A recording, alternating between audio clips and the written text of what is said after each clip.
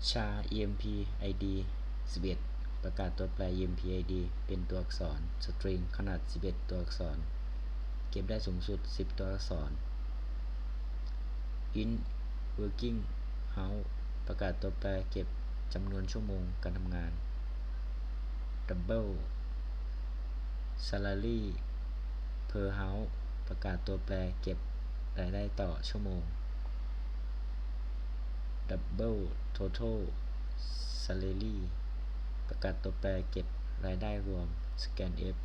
รับค่ารหัสพนักงานจากผู้ใช้สูงสุด10ตัวอักษร scanf %d รับค่าจำนวนชั่วโมงทำงาน scanf %if รับค่ารายได้ต่อชั่วโมง total salary working hours คำนวณรายได้รวม